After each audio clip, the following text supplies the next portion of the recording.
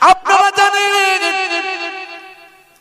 Saudi আরবের জমিনে এই মাত্র দুদিন আগের ঘটনা, প্রায় ৪৫ জন মানুষ বাস অ্যাক্সিডেন্টে শহীদ হয়েছেন, ইন্তেকাল হয়েছেন, সারা শরীরগুলো দগ্ধ হয়ে গেছে। এই পুড়ে ইমানদারের পুড়ে মারা যাওয়াটা শহীদের মৃত্যু, বলুন সুবহানাল্লাহ। শুধু তাই নয়, তারা আছেন পবিত্র নগরীতে, আল্লাহ তাদের তাকদীর কত বুলন্দ করেছে আপনি জানেন। হে তরুণ যুবকেরা, তারা উমরা হজটা করেছিলেন, আল্লাহর বাইতুল্লাহ শরীফ তওয়াফ করেছিলেন, তারা মদিনা শরীফে যাচ্ছিলেন। বাবা বন্ধুরা আমার, ছিলেন 46 জন বাসে, তার মধ্যে 45 জন ঘুমিয়ে গিয়েছিলেন। এমন সময় রাত্রে 1:30টার সময় একটা তেলের ট্যাঙ্কারের সঙ্গে বাসের অ্যাক্সিডেন্ট হয়, সঙ্গে সঙ্গে আগুন লেগে যায়। এই আগুন লাগার পরে 45 জন মানুষ, আল্লাহর নেক বান্দা, হাজী বান্দারা, ছোট ছোট বাচ্চারা পর্যন্ত ছিল, তৎক্ষণাৎ তারা শহীদ হয়ে যায়। ইন্না লিল্লাহি ওয়া ইন্না ইলাইহি রাজিউন। হে তরুণ যুবকেরা, আমার আল্লাহ তাদের এত মর্যাদা দান করলেন। একে পবিত্র নগরীতে তারা আছেন, হারাম শরীফের মধ্যে তারা আছেন, তারা উমরা হজ সেই মাত্র পালন করেছেন। শুধু তাই নয়, যে বান্দা আল্লাহর কাবা শরীফ দেখলো, আমার আল্লাহ তার জীবনে জিন্দেগির গুনাহগুলো মাফ করে দিল। জোরে হবে না, জোরে হবে না। হে তরুণ যুবকেরা, হে আমার বন্ধুরা, হে আমার মুরব্বিয়ানেরা, শুনে রেখে দিন বাবা, এই ৪৫ জন মানুষ, বাড়ি হলো হায়দ্রাবাদ। ভাই আমার দোস্ত আমার, ৪৬ জন মানুষের মধ্যে একজন বেঁচেছে, তার নাম হলো সোয়েব। আর এই ৪৫ জনের ভিতরে একজন প্রবীণ ৬৫ বছর মানুষ ছিলেন, তার নাম হলো নাসির উদ্দিন। এই নাসির উদ্দিনের নাতি পোতা জামাই মেয়ে ছেলে বৌমা করে 18 জন একসঙ্গে গিয়েছিলেন। এই 18 জনের একজনও তারা হায়াতে নাই।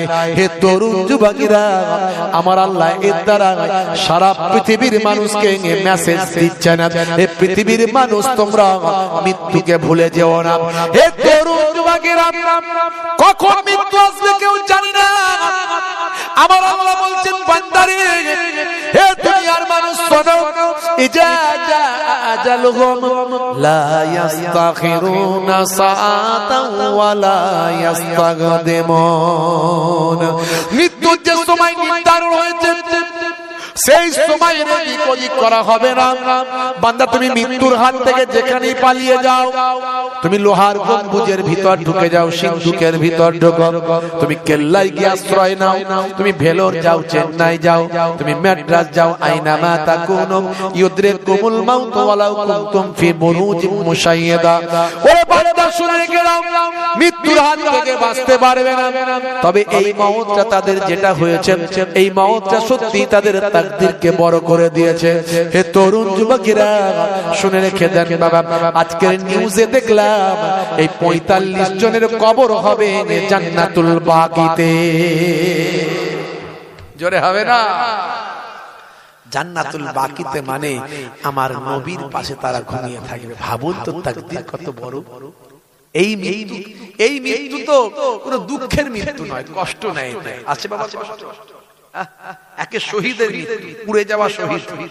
পুড়ে গেলে ইমানদার যদি পুড়ে মারা যায়, শহীদের দরজা পায়।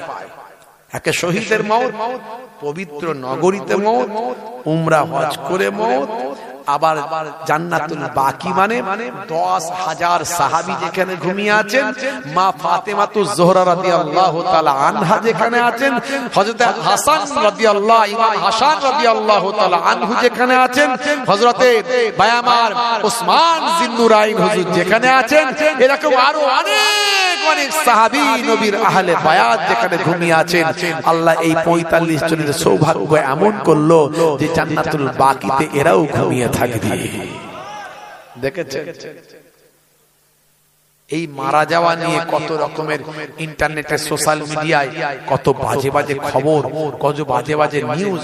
মানুষের মন মানসিকতা এত খারাপ জায়গায় চলে গেছে, চিন্তা করতে পারবেন না। মানুষ মৃত্যুকে নিয়ে রাজনীতি। এখন দেখছেন না, এই গদি মিডিয়া, প্রথম সারির মিডিয়া, কোনো কিছু একটা ঘটলি মুসলিমদের দোষ। মুসলমান করেছে, মুসলমান মানে জঙ্গি, মুসলমান মানে আতঙ্কবাদী, মুসলমান মানে হিন্দু খাতরে মে হ্যায়, মুসলমান মানে এদের 4টে করে বিয়ার 20টা করেছে। তার মানে এখানে যারা আমরা আছি আমাদের সবাই 4টে করে বিয়ার 20টা করেছে। বুঝতে পারছেন? মানে এমন একটা প্রচার চলছে যাতে এই ভারতবর্ষে 100 জনের 96 জন হিন্দু বাস করে আর 14 জন মুসলমান। তাহলে এই 14টা মুসলমানকে এমন করছে যেন 96 জন হিন্দু ভাইয়ের উপরে এই 14 জন বিপদ, এইভাবে প্রচার চলছে। এখন আমরা যদি এটা বোঝাতে না পারি যে না, হিন্দু মুসলমান ভাই ভাই, কোন কালে মুসলমানরা হিন্দুদের বিপদ করেনি। এর আগে 800 বছর 1000 বছর মুসলমানরা রাজত্ব করেছে ভারতে। প্রচার করা হয় যে ঔরঙ্গজেব নাকি দিনে 10,000 করে মুসলমান বানিয়েছে। ঔরঙ্গজেব 49 বছর রাজত্ব করেছিল। যদি দিনে 10,000 করে মুসলমান বানাতো অমুসলিমদের, তাহলে ভারতবর্ষে অমুসলিম কিছু থাকতো মনে হচ্ছে? আচ্ছা বলুন তো, ভারতবর্ষের মুসলমান এখন বেশি না হিন্দু ভাইরা বেশি? 86% হিন্দু। তাহলে এর দ্বারা প্রমাণ হয় ঔরঙ্গজেব একটাও মুসলমান জোর করে বানায়নি। কেউ স্বইচ্ছায় হলো আলাদা কথা, স্বইচ্ছায় তো অনেকে অনেক ধর্ম ত্যাগ করে, অনেকে অনেক ধর্ম গ্রহণ করছে। এইভাবে হিন্দু সম্প্রদায়ের মাঝখানে গদি মিডিয়া কিছু মিডিয়াকে কিনে নিয়েছে, কিনে নিয়ে এইভাবে প্রচার করে করে ভয় পাওয়াচ্ছে। এই ভয় পাওয়াতে পাওয়াতে একটা সময় তারা কি করে, গণহত্যা চালায়, যেটা অন্যান্য দেশগুলোতে হয়েছে, যেমন মায়ানমারে হয়েছে আমাদের পাশে গণহত্যা। রোহিঙ্গাদের উপরে এত তাদের শত্রুতা বেড়ে গেল, যাদের সঙ্গে ওঠা বসা খাওয়া দাওয়া তারা সব শত্রু হয়ে গেল। বলছে এরা যদি বেঁচে থাকে আমাদের বিপদ বেড়ে দিতে হবে। সেটা আমাদের ভারতবর্ষে পশ্চিমবঙ্গ চক্রান্ত করছে। কিন্তু আমরা মুসলমান, আমরা বুঝি না যে 86টা লোককে, 86টা হিন্দু ভাইকে মুসলমানের বিরুদ্ধে খেপানোর চেষ্টা চলছে, যাতে তারা খেপে গিয়ে আমাদের উপরে অ্যাটাক করে। তাহলে আমাদেরকে বোঝাতে হবে তার আগে যে তোমরা আমাদের শত্রু নয়। কিন্তু আমরা মুসলমান শিক্ষা দীক্ষায় এখন অনেকটা পিছিয়ে আছি। আর বেশিরভাগই মুসলমানের ছেলের হাতে মোবাইল আছে, কিন্তু ফ্রি ফায়ার খেলে, কাজে কিছু লাগাচ্ছি না। তাদেরকে বুঝিয়ে দিতে হবে, না ভাই, কোনদিন হিন্দু মুসলমান শত্রু ছিল না। শত্রু হলো ওরা যারা আমাদেরকে ভাগ করতে চায়, আমাদেরকে ভাগ করে দেশকে বিভক্ত করতে চায়, দেশকে দুর্বল করতে চায়। এই বাংলাদেশে ঢুকে গেছে আর্মি, আমেরিকান আর্মি বাংলাদেশে চলে এসেছে। আপনারা জানেন কিনা জানি না। এই হাসিনাকে কেন্দ্র করে ফাঁসি দেওয়ার ব্যাপার নিয়ে অনেক হইচই চলছে। ভারতের সঙ্গে বাংলাদেশের টান টান উত্তেজনা। বাংলাদেশ বলছে হাসিনাকে ফাঁসি দেব। হাসিনা এর আগে বাংলাদেশে অনেককে ফাঁসি দিয়েছে। তার নিজের হাতের তৈরি করা যে ইন্টারন্যাশনাল ট্রাইব্যুনাল কোর্ট যেটা আছে, সেই কোর্টে যেখানে সাইদি সাহেবের ফাঁসির রায় ঘোষণা করা হয়েছিল, সেই কোর্টে আবার হাসিনার ফাঁসির রায় ঘোষণা হলো। সেই নিয়ে বিরাট অশান্তি তীব্র আকার ধারণ করেছে। বাংলাদেশ ভারত সরকারকে চিঠি করেছে, ফিরিয়ে দাও, নাহলে অসুবিধা আছে। এই মাঝখানে কোথায় কি অশান্তি লেগে না যায়। ওদিক থেকে আবার দেখা যাচ্ছে, আমাদের নিউজে খবর হয়েছে, এখানে আজকেই দেখলাম ভাই আমার চট্টগ্রামের বিভিন্ন হোটেলে আমেরিকান সব সৈন্য ঢুকে গেছে। তার পরিস্থিতি কোন জায়গায় বুঝতে পারছে? আমরা এখানে হিন্দু মুসলমান করছি কিছু মানুষ, আর ওদিকে বাংলাদেশে আমেরিকান সৈন্যরা আসছে, ওদিকে চীন আমাদের জায়গা দখল করে নিচ্ছে, ওদিকে পাকিস্তানের সঙ্গে আমাদের তো মোটেও সম্পর্ক ভালো নাই। তাহলে হিন্দু खतरे में है, हिंदू खतरे में है, कोई कहता है मुस्लिम खतरे में है। आंख की पट्टी उठाकर देखो, हमारा देश खतरे में है। এই দেশটাকে ধ্বংস করার চক্রান্তে নেমেছে কিছু মানুষ। ভাইরা আমার, আমার নবী অথচ কত দয়া ময়া দেখিয়েছেন, কি আখলাক দেখিয়েছেন নবী আমার। আর সেই নবীকে আমাদের কাছে, পৃথিবীর মানুষের কাছে এই হলুদ মিডিয়া নবী খারাপ, নবী বাজে, নবী জঙ্গি, নবী আতঙ্কবাদী, বলুন নাউজুবিল্লাহ। আমার আল্লাহর সম্পর্কে অর্জুন সিং একজন জালেম নেতা, অসভ্য, বর্বর, মূর্খ, অবাঙালি, সেই নেতা আল্লাহ সম্পর্কে বলছে আল্লাহ নাকি জেনাকারীকে পছন্দ করে। বলুন নাউজুবিল্লাহ। ইসলামে জেনা তো দূরের কথা, মাথা নিচু করে চলার কথা বলা হয়েছে। জেনা করলে তার পাপ ও তার শাস্তি হলো মৃত্যু।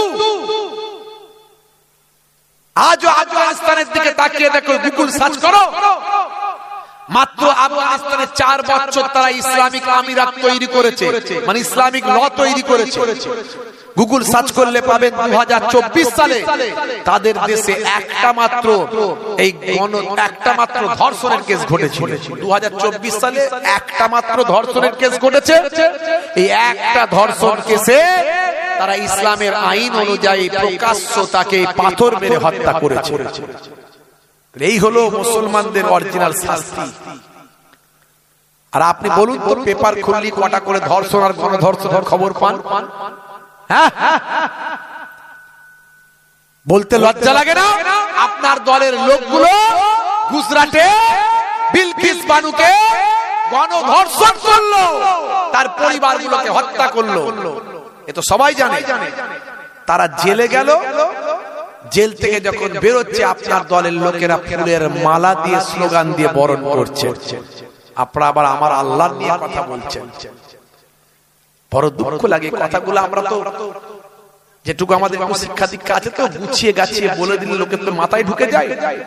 ভেঙে ফেলবো, উড়িয়ে দেবো, এইসব কথা বলে তো লাভ নাই, বরং ওদের আরো সুবিধা হয়। দেখো মুসলমানরা কত উগ্র। কিন্তু যারা মুসলমানদের মধ্যে শিক্ষিত মানুষ, তারা হচ্ছে ওদের বড় শত্রু। এরা মুসলমানদের জাগিয়ে দিচ্ছে এবং হিন্দু মুসলমানের মধ্যে ঐক্য স্থাপন করছে। আমরা তো হিন্দু মুসলমানের মধ্যে ইত্তেহাদ, ঐক্য, মহাব্বত চাই। এটা ওদের পছন্দ নয়। কারণ হিন্দু মুসলমানের মধ্যে মিল থাকলে ওরা সাকসেস হতে পারবে না। আর ওদের একটাই টার্গেট, চেয়ার, গদি। এই জন্য আমার নবীকে কত কুৎসা করছে, আমার নবীর বিরুদ্ধে কটূক্তি করছে, অথচ আমার নবীর আখলাক। আইলা মুহাম্মদ দরুদ সালাম, আইলা মুহাম্মদ দরুদ সালাম, তুমি যে মনিব আমার, আমি যে গোলাম। জোরে হবে না, আর জোরে হবে না, আর জোরে হবে না। এক ছিল নারী কাটা দিত, ও গো নবী তোমার কষ্ট হতো। এক ছিল নারী কাটা দিত, ও গো নবী তোমার কষ্ট হতো। একদিন বিমারে ওই নারী পড়িলে, একদিন বিমারে ওই নারী পড়িলে, তুমি তাকে দেখিতে গেলে ওগো।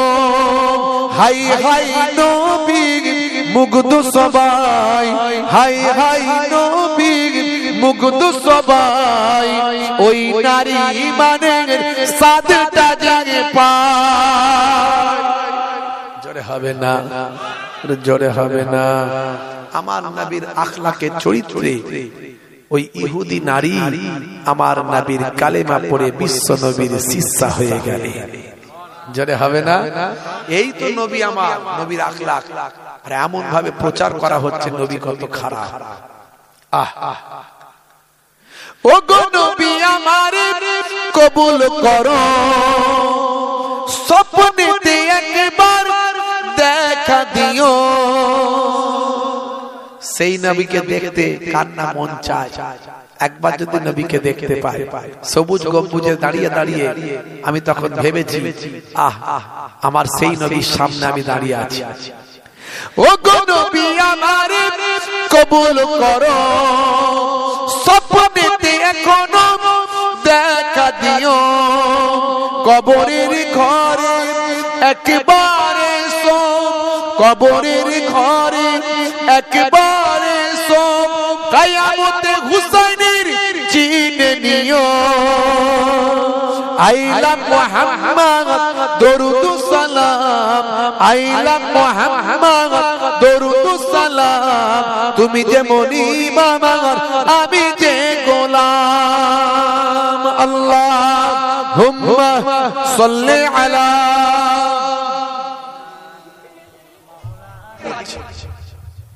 বুঝতে পারছেন? মানুষ মৃত্যুকে নিয়ে রাজনীতি করছে, অনেক মানুষ খুশি হচ্ছে, মারা গেছে, ঠিক হয়েছে, ভালো হয়েছে, দারুণ নিউজ, গুড নিউজ। কেন ভাই এরকম কথা বলছো? না, আমাদের যখন কুম্ভ মেলাতে অনেকে মারা গিয়েছিল তখন নাকি অনেকে খুশি হয়েছে। ইসলাম কি বলে? হিন্দু হোক আর খ্রিস্টান হোক, জৈন হোক আর বৌদ্ধ হোক, মানুষ মারা গেছে, তুমি তাকে শোক প্রকাশ করো, দুঃখ জ্ঞাপন করো, কারো মৃত্যুতে খুশি হয়েও না। যদি কুম্ভ মেলাতে মারা যাওয়ার পরে কোন মুসলমান খুশি হয়ে থাকে, সে চরম অন্যায় করেছে, সে অপরাধী, সে অপরাধ আছে। সে জানে না, তার জ্ঞান নাই যে কোন মৃত্যুতে কখনো আনন্দ প্রকাশ করা উচিত নয়। কারণ আজকে সে মারা গেছে, কালকে আমি মারা যাব, আজকে যে আনন্দ হচ্ছে তার ঘরের লোক মারা যেতে পারে। যেমন কুম্ভ মেলায় মারা যাওয়ার পরে কোন মুসলমান যদি আনন্দ করে থাকে, সে অন্যায় করেছে, সে অজ্ঞ, সে মূর্খ। তেমন মদিনা শরীফে যে হাজিরা হজ করতে গিয়ে মারা গেছে, এই মারা যাওয়াতে যারা আনন্দ প্রকাশ করেছেন বা করছেন, তারাও কিন্তু একই রকমের অজ্ঞ, মূর্খ।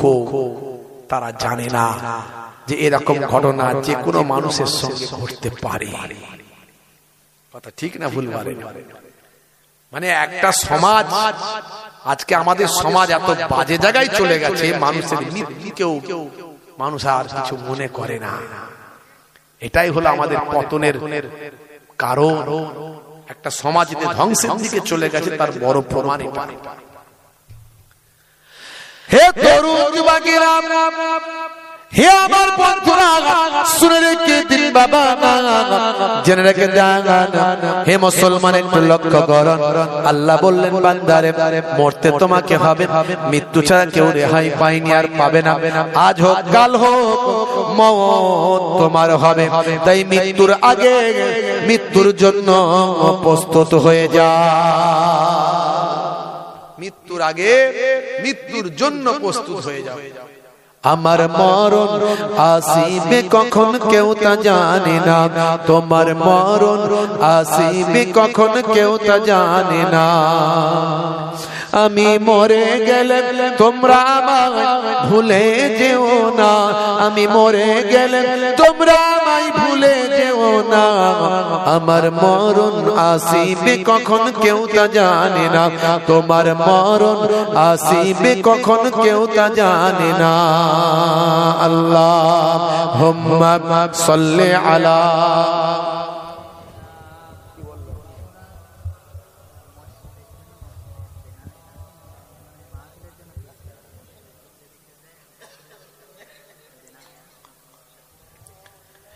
এই দুনিয়ায় চিরজীবন কেউ তো থাকবে না, অন্ধকার কবর যে আমার আসল ঠিকানা। এই দুনিয়ায় চিরজীবন কেউ তো থাকবে না, অন্ধকার কবর যে তোমার আসল ঠিকানা। সেই কবরে পিতা মাতা কেউ তো আসবে না, সেই কবরে নবী ছাড়া কেউ তো আসবে না। আমার মরণ আসিবে কখন কেউ তা জানে না, তোমার মরণ আসিবে কখন কেউ তা জানে না। আমি মরে গেলে তোমরা আমায় ভুলে যেও না, আমি মরে গেলে তোমরা আমায় ভুলে যেও না। আমার মরণ আসিবে কখন কেউ তা জানে না, তোমার মরণ আসিবে কখন কেউ তা জানে না। আল্লাহুম্মা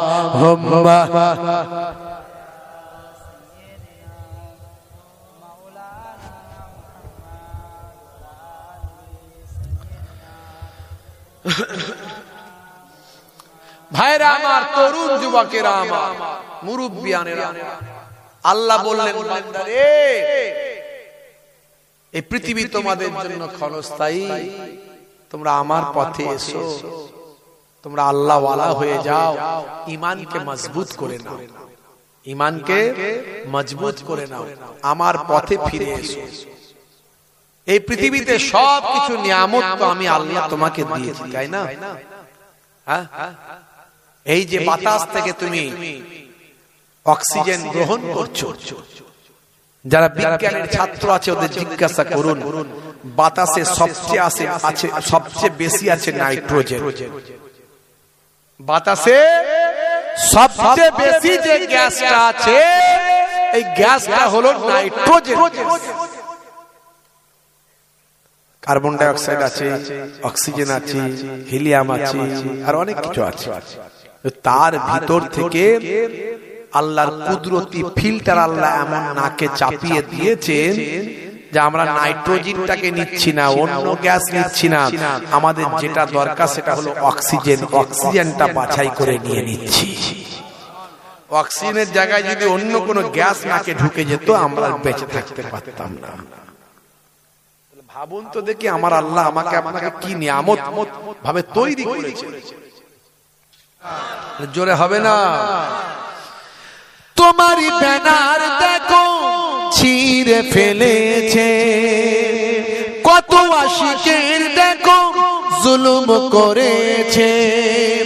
তোমারই ব্যানার দেখো ছিঁড়ে ফেলেছে, কত আশিকের দেখো জুলুম করেছে। না জেনে না বুঝে অন্যায় করেছে, না জেনে না বুঝে অন্যায় করেছে।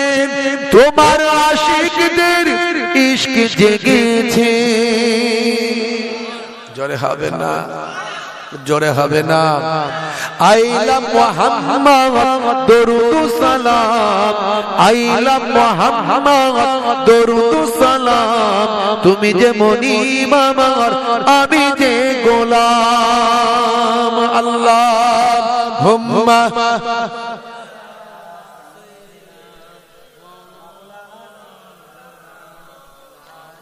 ওয়া আলা আলিহি।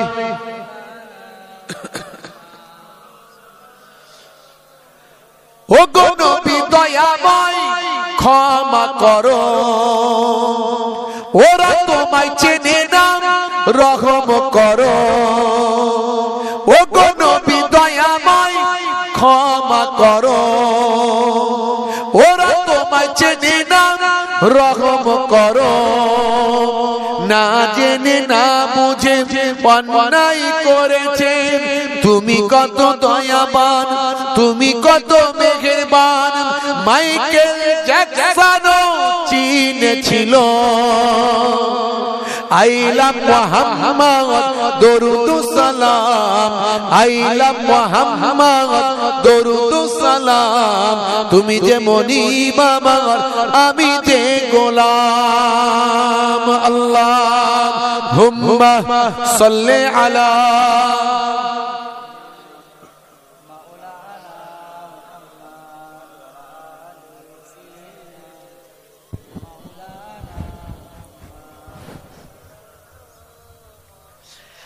এক ছিল নারী কাটা দিত। একজন ইহুদি নারী ছিল, আল্লাহর নবীকে সে এমন ভাবে তাকে ভুল বোঝানো হয়েছিল, তার মনে আল্লাহর নবীর সম্পর্কে অনেক ঘৃণা, অনেক রাগ। নবী পাক যে পথ দিয়ে যায় সে পথ দিয়ে কাঁটা বিছিয়ে দেয়, নবীকে কষ্ট দেবে। ভাইরা আমার, তরুণ যুবকেরা আমার, মুরব্বিয়ানেরা আমার,